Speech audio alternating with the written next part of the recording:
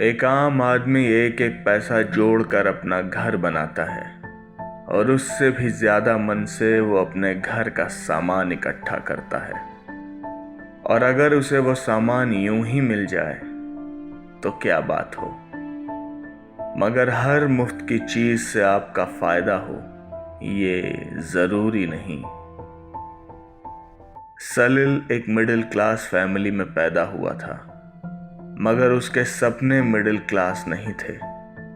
उसने अपनी नौकरी में बहुत मेहनत करके एक अच्छा मकाम हासिल किया था और अब वो अपने लिए एक घर की तलाश में था। उसने इतनी पूंजी तो जमा कर ही ली थी कि वो एक महंगे घर का डाउन पेमेंट कर सके। सलील बेंगलुरु में रहता था और उसने शहर के एक अच्छे इलाके में 3 BHK फ्लैट खरीदा।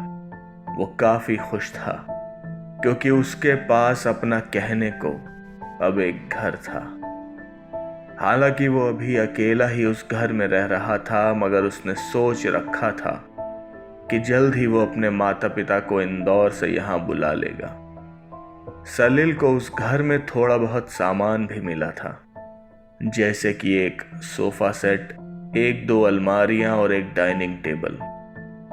उसे बैठे बिठाए ही करीब 50,000 का सामान मुफ्त में मिल गया था।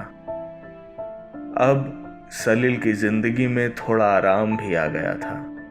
उसका रूटीन भी अब पहले से अच्छा था। वो सुबह ऑफिस जाता और शाम को अपने काउच पर बैठकर आराम से वीडियो गेम खेलता। वो सोफा काफी पुराना था, मगर उस पर बैठने में एक अलग ही आराम मिलता था। सब कुछ उसके मुताबिक ही चल रहा था, सिवाय एक बात के। सलील के बगल वाला फ्लैट बंद पड़ा था और जब उसने मकान मालिक से उस फ्लैट के बारे में पूछा था तो उसने गोल मोल सा जवाब दिया था। खैर, उसे क्या, उसे तो अपने घर में रहना था। शनिवार की एक शाम सलील ऑफिस से घर लौटकर आराम से अपने काउच पर बैठकर गेम खेल रहा था। काफी देर वीडियो गेम खेलने के बाद वो थोड़ा थका हुआ महसूस कर रहा था। उसे बैठे बैठे ही झपकी सी आ गई। उसकी ये झपकी कब एक गहरी नींद में बदल गई उसे पता ही नहीं चला। तभी सलील को महसूस हुआ कि कमरे में चारों तरफ अंधेरा छा चुका है। वो उठकर इधर उधर देख रहा था, मगर उस घुप अंधेरे में उसे कुछ दिखाई नहीं दे रहा था। तभी कमरे में धुआं सा फैल गया और वो धुआं धीरे धीरे एक हाथ की शक्ल लेने लगा। वो हाथ बड़ा होता जा रहा था। सलील डर से जमा हुआ सा सोफे पर बैठा था। उसे कुछ समझ नहीं आ रहा था कि वह क्या करे। वो हाथ धीरे धीरे सलील की तरफ बढ़ने लगा। सलील को कुछ नहीं सूझा तो वह उठकर कमरे से बाहर की तरफ भागा। वो जैसे ही दरवाजा खोलकर बाहर निकला तो वो अपने घर के दूसरे कमरे में नहीं, बल्कि एक बियाबान जंगल में था। सलील अचंभे से इधर उधर देखने लगा। यह सब उसकी समझ से बाहर था। उसने पलट कर देखा तो वो हाथ धीरे धीरे अब भी उसके पीछे आ रहा था। सलील ने भागना शुरू किया। वो झाड़ियों और पेड़ों के बीच से किसी तरह अपना रास्ता बनाते हुए भाग रहा था, मगर वो हाथ उसका पीछा नहीं छोड़ रहा था। भागते भागते उसे पेड़ों के बीच से एक पतला सा रास्ता दिखा। सलील तेजी से उस रास्ते से होते हुए निकल गया। वो जैसे ही बाहर निकला तो उसके सामने एक बड़ी सी इमारत थी। सलील दौड़कर उस बिल्डिंग में घुस गया। वो तेजी से सीढ़ियां चढ़ रहा था, मगर ऐसा लग रहा था कि उस बिल्डिंग में कोई था ही नहीं। उसने पहली मंजिल पर एक घर का दरवाजा खटखटाया, मगर वो नहीं खुला। सलील ने जोर जोर से दरवाजा पीटा, मगर कोई जवाब नहीं। वो भागकर 2nd फ्लोर पर गया, मगर वहां भी कोई नहीं था। वो बिल्डिंग बिल्कुल सुनसान थी। सलील भागते भागते थक गया था, मगर उस हाथ ने अभी तक उसका पीछा नहीं छोड़ा था। उसने पूरी जान लगाकर ऊपर के फ्लोर पर चढ़ना शुरू कर दिया, भागते भागते सलील 10वीं मंजिल के ऊपर छत पर पहुंच चुका था। उसके पास अब भागने के लिए कोई जगह नहीं बची थी। तभी वह हाथ छत के आर पार होता हुआ उसके सामने आ गया। सलील के पास अब कोई दूसरा रास्ता नहीं था। वो हाथ उसके पास आता जा रहा था। सलील हड़बड़ाहट में छत की रेलिंग पर खड़ा हो गया। वो हाथ बस उस तक पहुंचा ही था कि सलील वहां से कूद गया। सलील की नींद एकदम से टूटी। वो सपना देख रहा था। उसने उठकर पानी पिया और बेडरूम में जाकर सो गया। अगले दिन रविवार था और सलील के माता पिता उसके पास आ रहे थे। सलील को उन्हें लेने एयरपोर्ट जाना था।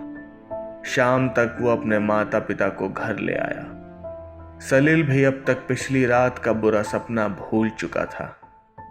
वो और उसके माता पिता को इस घर में आए अब काफी दिन भी हो गए थे और सब कुछ ठीक ठाक ही चल रहा था। सलील के पिताजी को पुरानी फिल्में देखने का काफी शौक था और वो अक्सर शाम को कोई ना कोई पुरानी फिल्म देखा करते थे।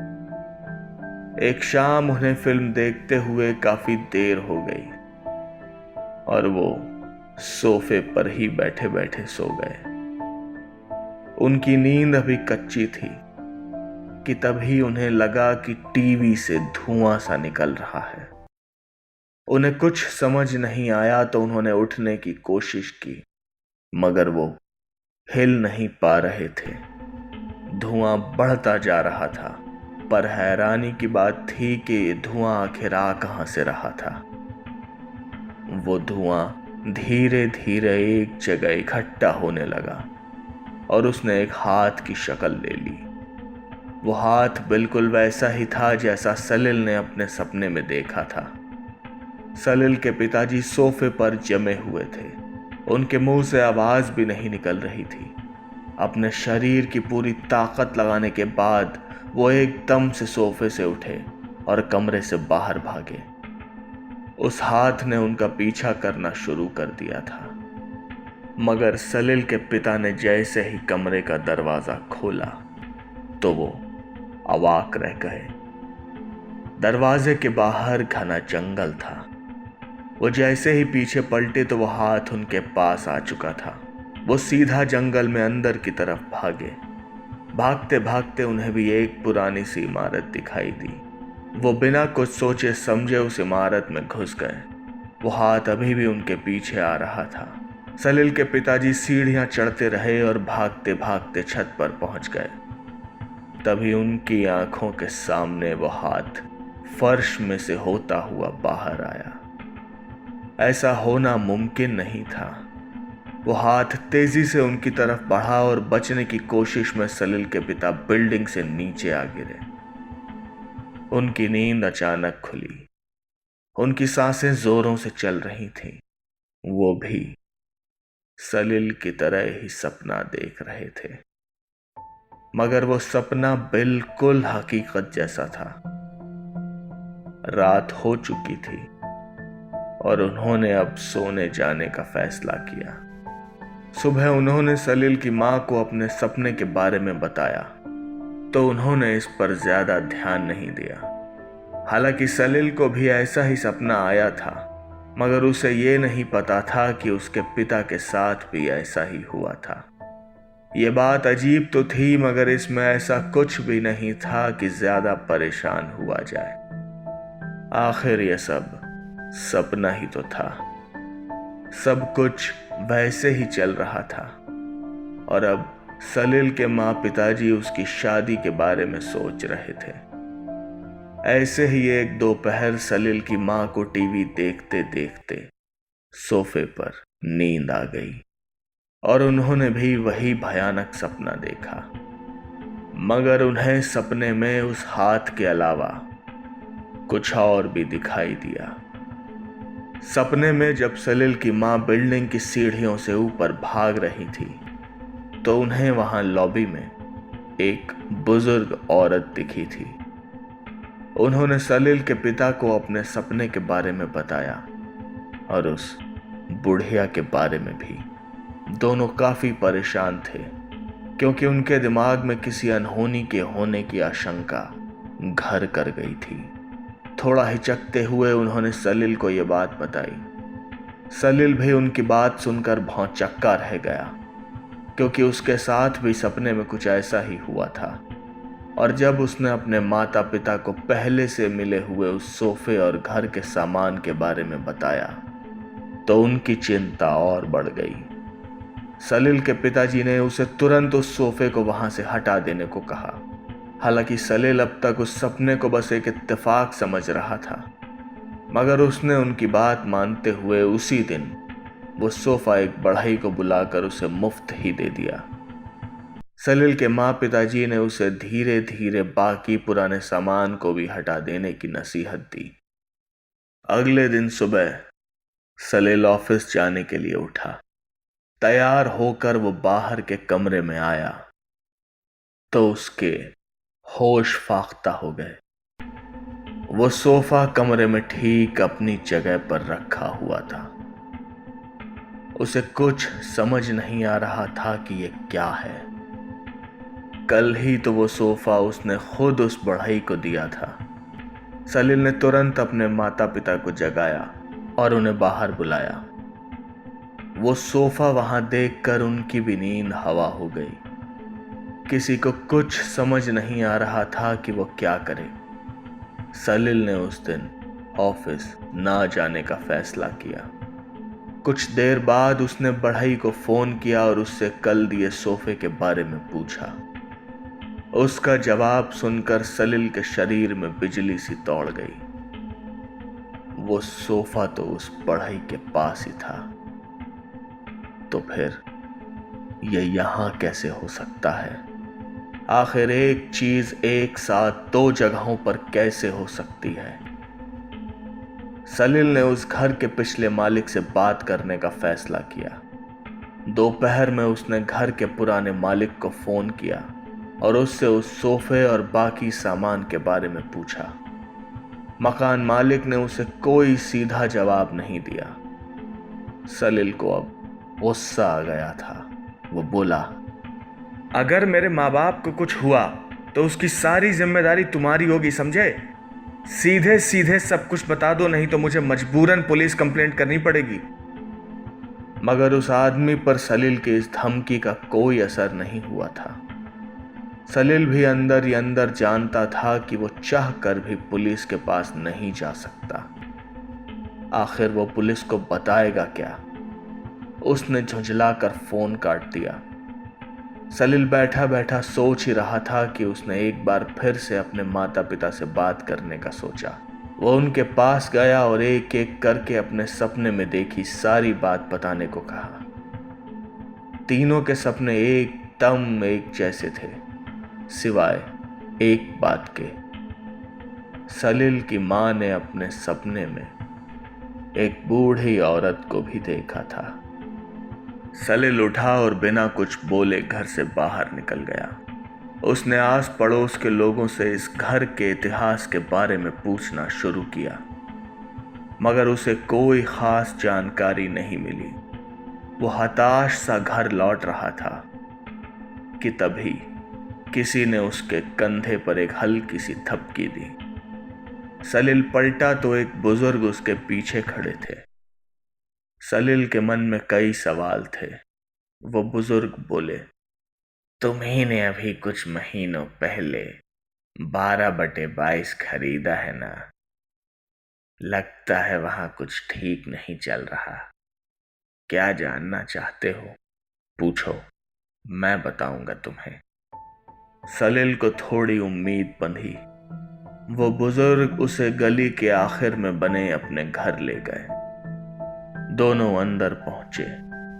वो घर काफी छोटा था और पुराना भी। शायद वो बुजुर्ग वहां अकेले रहते थे। उन्होंने सलील को बैठने को कहा।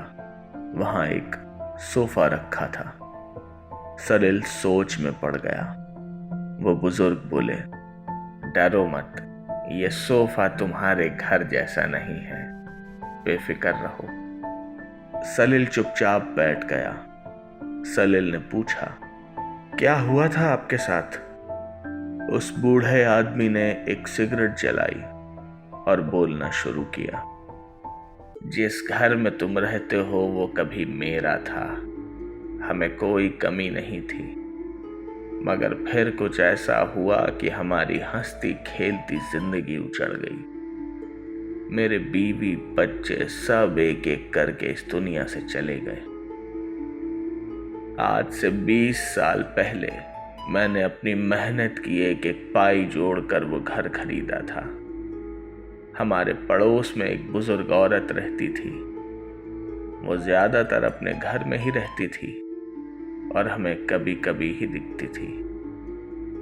एक बार मेरी पत्नी का उस औरत से किसी बात को लेकर छोटा मोटा झगड़ा हो गया और बस समझ लीजिए कि उसी दिन से हमारा बुरा वक्त शुरू हो गया।